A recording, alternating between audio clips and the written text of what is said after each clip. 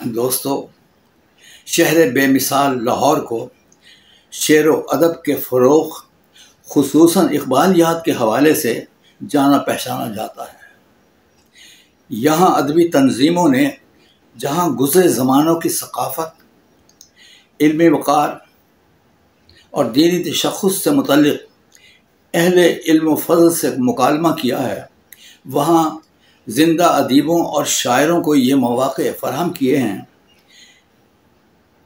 کہ یہ تنظیمیں ان سے ربط و ضبط بحال رکھیں، ان سے ہم کلام ہوں اور کھلی فضاؤں کا عہد نامہ رقم کریں۔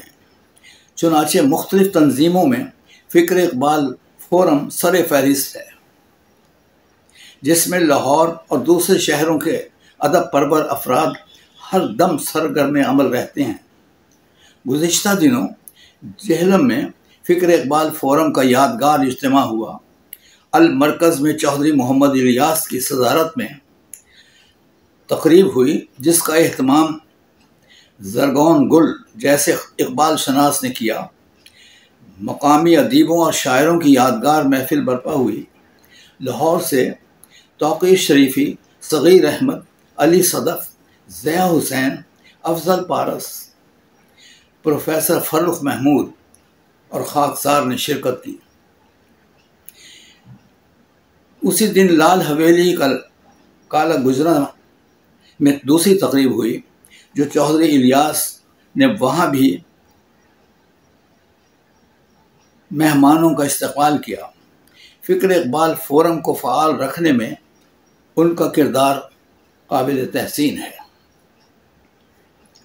11 اگست اتوار 11 بجے فکر اقبال فورم کا اجلاس خاکسار کے گھر میں ہوا، جس میں میرے علاوہ طارق واصفی، ڈاکٹر یوسف شاہد، افضل پارس، توقیر احمد شریفی، ضیاء حسین، سید جاوید، فرخ محمود، یوسف واصفی اور مسعود اختر اور مجتبیٰ حسن نے شرکت کی۔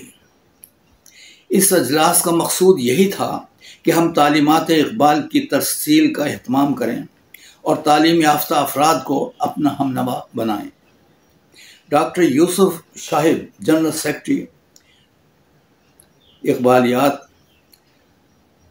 سے متعلق گہرائی اور گہرائی سے نہ صرف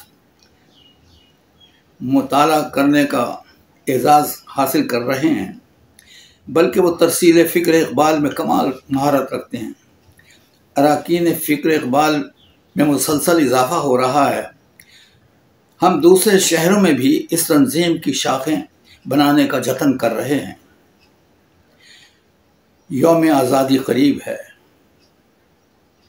14 اگست کی صبح طلوع ہوا چاہتی ہے، اور علامہ اقبال کے خواب کی تعبیر کے حوالے سے حرف تمنا یہی ہے کہ آج کا سورج کل بھی نکلے، برسوں نکلے، اس دھرتی پر سورج کی سب کرنیں دریا دریا جھانکیں،